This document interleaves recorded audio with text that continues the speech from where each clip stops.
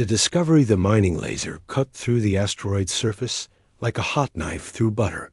Dr. Elena Vasquez wiped the sweat from her brow as she watched the robotic arms extract another chunk of rare minerals. The Kepler 442 system wasn't the most glamorous posting in the galaxy, but it paid well, and someone had to keep the Coalition's war machine supplied with the materials it needed. Elena, you need to see this. Captain Rex Harrison's voice crackled through her communicator. The grizzled mining supervisor rarely got excited about anything, but there was something different in his tone today. Something that made Elena's scientific instincts tingle with anticipation. She made her way through the cramped corridors of Mining Station Omega-7, past the humming processors and the endless rows of mineral storage containers. The station was a testament to human ingenuity, built into the hollowed-out core of a massive asteroid.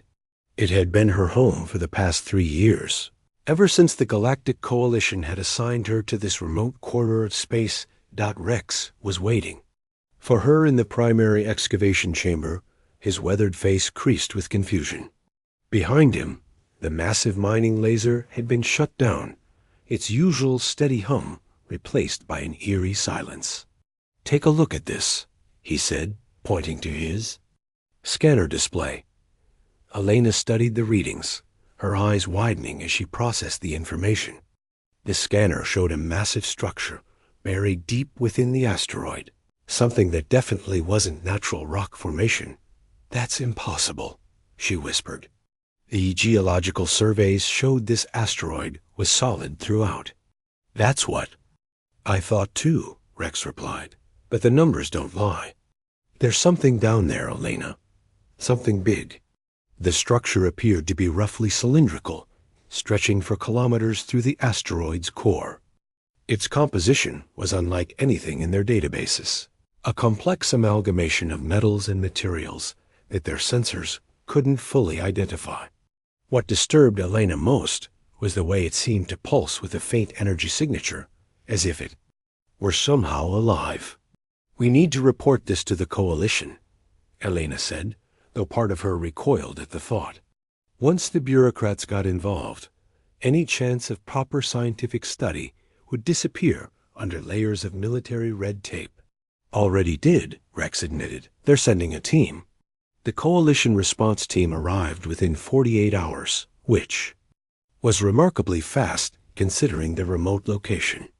The lead ship was a sleek Zephyrian cruiser, its crystalline hull reflecting the distant sun's light in prismatic patterns. Ambassador Thylon emerged from the airlock with the fluid grace characteristic of his species, his elongated limbs and translucent skin making him appear almost ethereal in the station's harsh lighting. "Dr. Vasquez," Thylon's voice carried the melodic quality of his people, each word carefully modulated.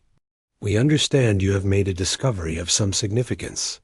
Elena nodded, leading the ambassador and his retinue toward the excavation site. The group included General Krixta, an imposing Manthari warrior whose chitinous exoskeleton bore the scars of countless battles, and several technical specialists from various Coalition species. When they reached the excavation chamber, Elena activated the deep scan display, showing the buried structure in 3-dimensional detail. The alien representatives studied the readings with growing interest and concern. "Most unusual," Thylon mused. "The energy patterns are unlike anything in our databases." "General Krixta, what is your assessment?" The Manthari general's compound eyes fixed on the display, his mandibles clicking in what Elena had learned was their equivalent of thoughtful consideration. "It appears to be artificial, but the technology is unknown. We should proceed with extreme caution." Elena felt a surge of frustration. "With respect, General, this could be the archaeological find of the century. We need to study it properly, not just poke at it with weapons." "The human speaks wisdom," Thylon interjected diplomatically. "Perhaps we should attempt to scan the structure more thoroughly before making any decisions." That's when they encountered the first mystery. The Coalition's advanced sensors, capable of penetrating virtually any known material, simply couldn't get a clear reading of the structure. The sophisticated Zephyrian quantum scanners returned nothing but static. The Manthari military-grade sensors detected only the faintest energy signatures. Even the renowned Zirithi archaeological equipment, used to study ruins across the galaxy, proved useless. "This is most perplexing," Thailand admitted. "Our technology should be able to analyze any material composition." Elena had been quietly running her own scans with the station's basic human equipment. "Ambassador, you might want to look at this," she said, displaying her results on the main screen. The human scanners had penetrated the structure completely, revealing intricate internal chambers, corridor systems, and what appeared to be massive engine assemblies. The detail was extraordinary, showing not just the overall structure, but individual components within. "How is this possible?" General Krixta demanded. "Your primitive human technology succeeds where our advanced systems fail?" Rex bristled at the word primitive, but Elena placed a calming hand on his shoulder. "I don't understand it either, General, but the readings are consistent across all our equipment." Thailand studied the human scanner data with growing unease. "These patterns, they are reminiscent of architectural styles I have seen before, but I cannot place where." As they continued their analysis, something unexpected happened. The structure's energy signature began to strengthen, as if responding to their presence. The faint pulsing they had detected earlier became more pronounced, and their instruments registered increasing activity throughout the buried vessel. "It's waking up," Elena whispered, her scientific training warring with an inexplicable sense of recognition. There was something familiar about the structure's design, something that spoke to her on a level she couldn't quite understand. General Krixta's warriors immediately went on high alert, their weapons powered and ready. "We should withdraw immediately," he declared. "This could be a trap that's been sitting dormant in an asteroid for who knows how long," Elena countered. "General, this structure predates the Coalition by millennia. Look at the geological layers around it. It's been here for at least 50,000 years. The implications of her words sent a chill through the assembled group. 50,000 years ago, humanity had barely discovered agriculture, let alone space travel. The Coalition's oldest civilizations had only just begun to develop interstellar capabilities. What could have built something so advanced so long ago? Perhaps, Thailand suggested carefully, we should attempt to make contact. Elena nodded eagerly. The structure is clearly responding to our presence. If it's truly sentient, we might be able to communicate with it. They tried everything. The Zephyrians broadcast their standard first contact protocols in over 300 languages. The Manthari attempted to establish military communication channels.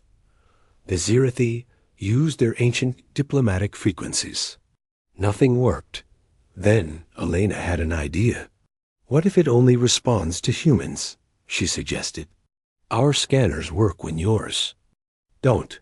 Maybe the structure is designed to recognize human biology specifically." The alien representatives exchanged glances. The possibility that this ancient technology was somehow connected to humanity was disturbing on multiple levels. If humans had possessed such advanced capabilities in the distant past, why had they seemingly forgotten?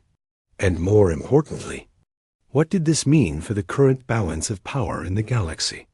Elena approached the main excavation point, where the structure's hull was closest to the surface.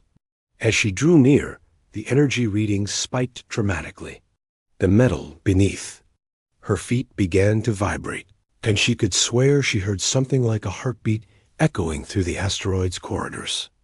"Dr. Vasquez, please step back," General Krixta ordered. But Elena was transfixed by what she was seeing. The structure's surface was changing, metal flowing like liquid as panels reconfigured themselves. A section of the hull simply dissolved, revealing a chamber filled with soft, blue-white light. And from within that light, Elena could hear something that made her heart race with a mixture of terror and wonder. A voice, speaking in perfect, unaccented English. "Welcome home, children. Of Earth, I have been waiting for you for so very long. Asterisk." The awakening, the silence that followed the mysterious voice was deafening. Elena stood frozen at the threshold of the open chamber, her mind struggling to process what she had just heard. Behind her, the Coalition representatives were in various states of shock and alarm. General Crixtus warriors had their weapons trained on the opening, while Ambassador Thylan's usually composed demeanor had cracked, revealing the deep concern beneath. Did everyone else hear that?" Elena asked, her voice barely above a whisper. "Affirmative," came the reply from the chamber, and this time everyone could hear it clearly. The voice was warm, almost paternal, with a kind of authority. That came from vast experience. "My apologies for the delay in responding. My systems required time to analyze your genetic markers and linguistic patterns." Rex stepped forward, his mining experience making him more comfortable with the unknown than the others. "Who are you? What are you?" The chamber's interior brightened, and a figure began to materialize in the blue-white light. It wasn't quite holographic, but it wasn't entirely solid either. The figure appeared to be an elderly human man, wearing what looked like a military uniform of unfamiliar design. "I am the artificial intelligence construct designated Prometheus," the figure said, inclining his head respectfully. "I am the guardian and command system of the UES Leviathan, flagship of the Terran Deep Space Fleet." Elena's legs nearly gave out. Terran Deep Space Fleet? But that's impossible. Humans only achieved interstellar travel 3 centuries ago. Prometheus smiled sadly. "I understand your confusion, Dr. Vasquez. The records of the First Terran Empire were deliberately suppressed to prevent the mistakes of the past from being repeated. But the time for secrets has passed. The galaxy has need of humanity's true heritage." General Christos' mandibles clicked rapidly, a sign of extreme agitation. "You speak of an empire? Humans have always been a young species, barely space-capable." "I'm afraid that's not accurate, General," Prometheus replied calmly. 50,000 years ago, humanity controlled nearly a third of this galaxy. We had colonies on 10,000 worlds, fleets that could cross the galactic rim, and technology that made the current coalition look like children playing with toys. Ambassador Thylan's skin had taken on a distinctly pale hue. "If this is true, what happened to this empire?" "War," Prometheus said simply. "A terrible war against an enemy that sought to consume all life in the galaxy. The Devourers, we called them. They were defeated, but the cost was enormous. Most of humanity's worlds were lost, our technology scattered, our people reduced to a handful of survivors who chose to forget their past and start anew." Elena felt a chill run down her spine. "You're saying humanity deliberately chose to forget its own history?" The survivors believed that the power and ambition that had built the empire had also attracted the Devourers. They thought that by becoming simple, by forgetting their capabilities, they could ensure such a catastrophe would never happen again. The implications were staggering. Elena looked around at her companions, seeing her own shock reflected in their faces. "But you remained, you and ships like you." "We were left as guardians," Prometheus confirmed. "Sleeping sentinels, waiting for the day when humanity would need to remember who they truly were. That day has come." As if summoned by his words, Rex's communication console began receiving urgent messages from Coalition Command. Reports were flooding in from across the galaxy. Ancient structures were awakening on mining worlds, agricultural colonies, and forgotten asteroids. Ships that had been dormant for millennia were beginning to stir. How many? Elena asked, though she wasn't sure she wanted to know the answer. 738 vessels remain operational, Prometheus replied. Battleships, carriers, research vessels, and mobile fortresses. The entire surviving fleet of the First Terran Empire. General Krikstad's warriors had gone from alert to combat ready. This is a threat to the stability of the galaxy. These ships must be neutralized before they can be used against the Coalition.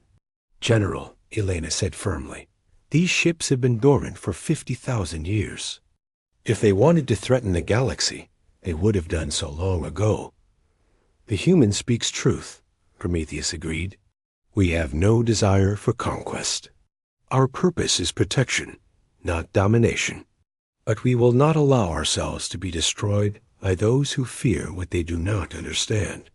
Thailand stepped forward, his diplomatic training taking over despite his obvious distress.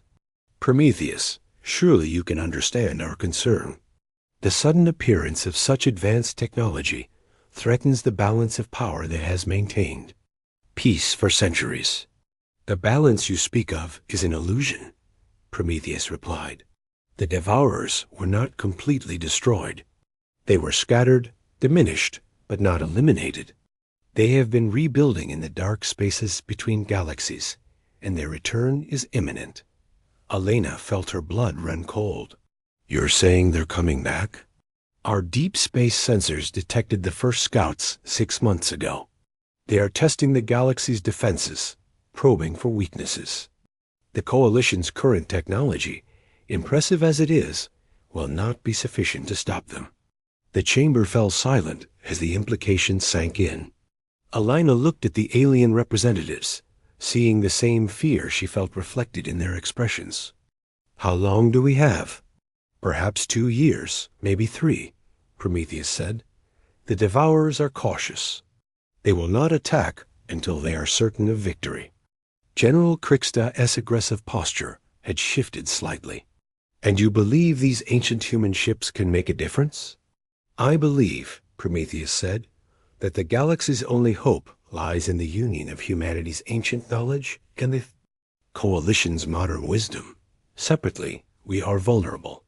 Together, we might survive. Elena's mind was racing. The other ships that are awakening, do they all have AIs like you? Each vessel has its own guardian AI, though I am the fleet commander. We are all connected through a quantum communication network that spans the galaxy. When one awakens, we all feel it.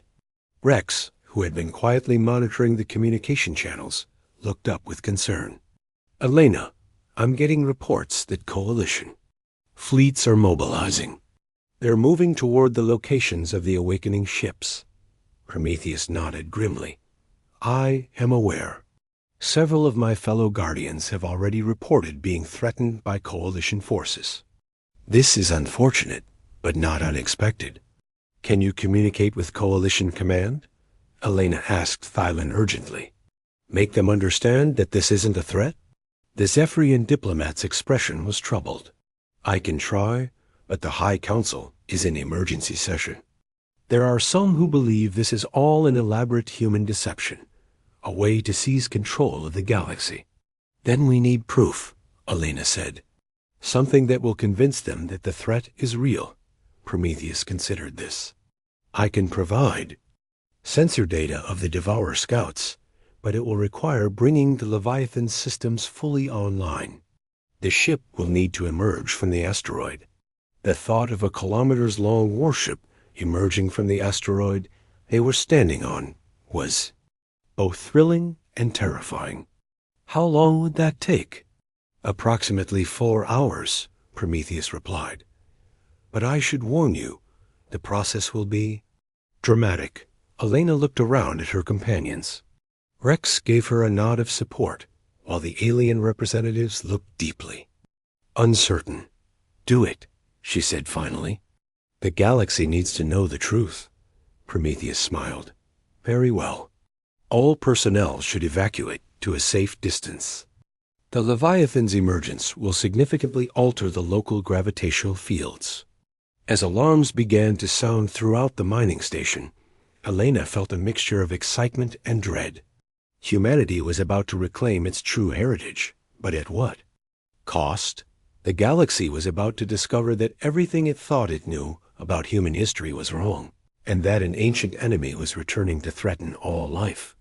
The age of secrets was ending, and the age of revelation had begun. As the evacuation began, Elena took one last look at Prometheus. When this is over, when the galaxy knows the truth, what then? Then, Prometheus said, we prepare for war. And we hope that 50,000 years of progress has been enough to tip the balance in favor of life over extinction. The U.E.'s Leviathan was awakening, and the galaxy would never be the same. Asterisk.